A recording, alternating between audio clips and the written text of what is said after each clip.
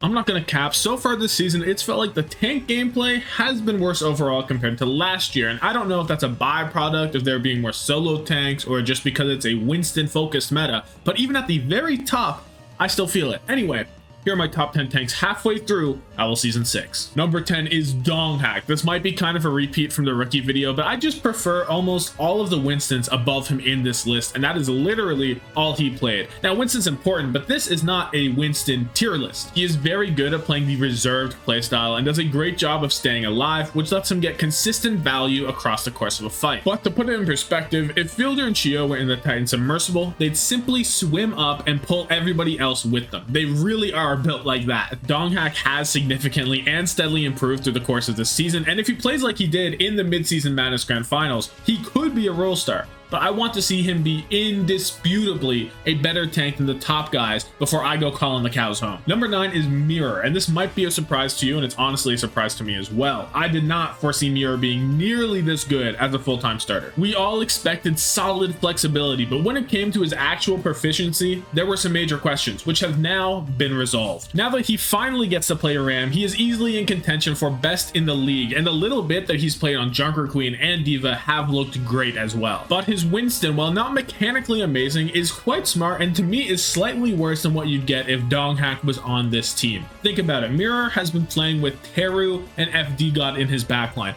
both of whom are average at best, and he still puts out very respectable results. Also, for what it's worth, he's forced bench best to be Team Waterboy, so there's that, I guess. Kicking off number 8, it's going to be Marvel, and even though he only played 5 games in the knockouts, I think he showed enough to validate a placement here. He's been performing exceptionally well, decimating the weaker tanks and going toe-to-toe with Mag and Hanbin on both Winston and Ramatra. While every other player on O2 Blast had their ups and downs, Marvel was always leading the charge and providing consistent great value. I don't like talking about intangibles too much, but it's pretty clear Marvel was a leader of that team and a huge reason they were one map away from beating the Infernal. It will be interesting to see how he does in the stronger region on the Gladiators, but I have complete faith in Marv 1. At number 7, I have Smurf, and him being down this low might be surprising, but think about it. He went from a top flexible solo tank last season to being relegated to more or less a Winston one-trick. This isn't even because they aren't giving him a chance. His Ramatra has simply been bad, to the point that they'd rather play Kalios on Diva and Reinhardt on Shambali. That's the Ramatra map, bro. He has lore buff and everything. Don't get it twisted, he is still Smurf, so his Winston is very good, but it feels like people are finally starting to catch up to him. While normally it's clear to see how Smurf sets up his DPS like last year with Prophet, it isn't quite there in the same way with Decay. It might be a playstyle issue because Decay is more of a selfish solo carry kind of player. It's not even like there's a lack of synergy. It goes deeper than that with how they set up fights, the timing, and everything else. Maybe I'm just crazy though, I don't know. It's almost like the rest of the Boston Uprising roster is supporting Smurf more than Smurf is supporting them, which is just not how he traditionally plays this game. Number 6 is Gushue. This is peak Winston one trick, low depth, high kills, lethal primal rages. He's been doing it his whole career, and he is not stopping for any reason. No other Winston in this league turns fights as often as Gushue does when he is angry. It just isn't natural. Even when the Spark were struggling, Gushue was not. When they lost to the Charge in the qualifiers, people were pretending that Piggy dipped Gushue. No, the fuck he did not. Gushue put that man in a pack. He was making him cry. Piggy goes to the replay viewer and takes notes for hours about how Gushue plays this game. There is really no way you can compare the two and think they're similar. It just isn't there. Also, after only dabbling in Ramatra during the last few weeks, it was low-key pretty good, which means he is maybe slightly more than a Winston one-trick. But then I remember his Reinhardt, and I try to forget.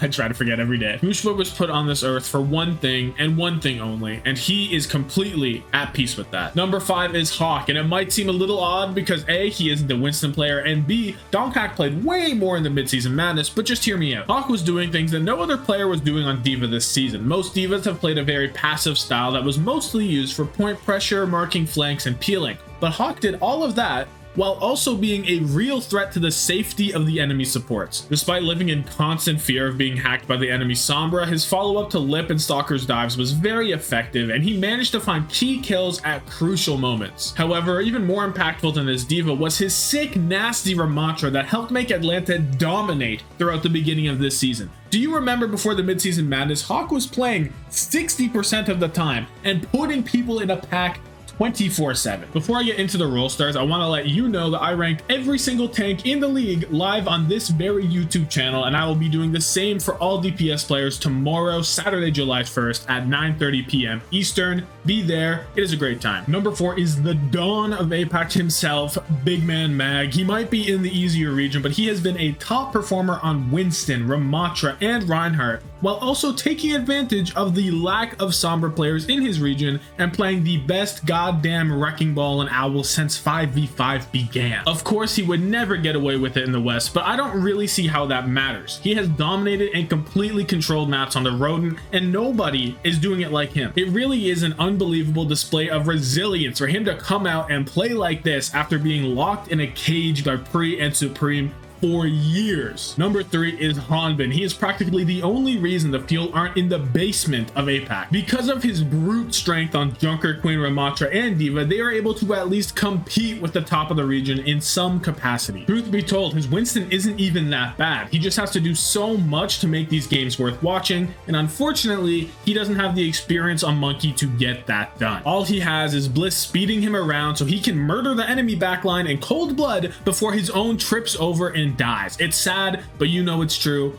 I know it's true, and I guarantee you Hanbin knows it's true. I really would not blame this guy for day drinking the way he has to give it his all just to lose 3-1 anyway. Number 2 is Someone. He is still the best hyperflex tank in this league, and even though Ram might not be his strong suit, it is still very competitive with the top and a testament to just how good he is across the board. He is still able to come out and make clutch plays on his weaker heroes. Now, the consistency of the entire Florida Mayhem hasn't really been there, but they've managed to pull it together when it mattered, and they have been magical. When they are peak Florida, playing with blazing tempo and just suffocating their opposition, Someone is the guy overseeing the operation. If you let him run the ship how he wants to, that ship is going to find the 8th sea. He just does that. Despite all that, he's frequently felt a bit off this season, especially compared to the Pro-Am, but even last year. He's frequently gotten way too fancy with the hero swaps and ended up playing mystery heroes instead of Owl official matches. Now, he still plays well on those heroes, but he has potential to do so much more, and it feels like we were robbed of what someone can truly do. Like, he was spamming Ramatra for a good couple weeks,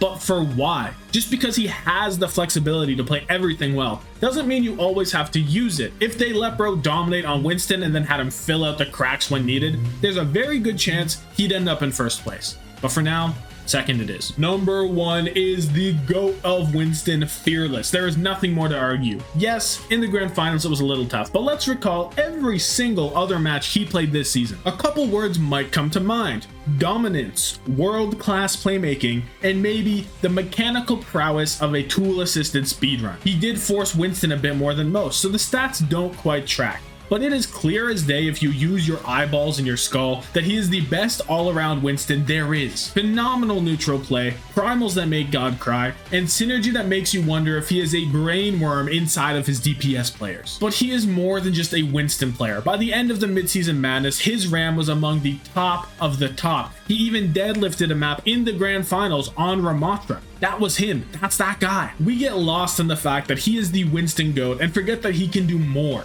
When they were experimenting with Doom, he was also serving Fist. This guy is insane and the best tank player in season 6 so far. Anyway, let me know your thoughts on this list in the comments down below and tell me, where would you have Donghack? I swear to God, during the stream, like 40% of it was just debating where Donghack is. I had him everywhere in this thing, but 10 is where I ended up because you just have to follow your heart. Have yourself a good one. Deuces.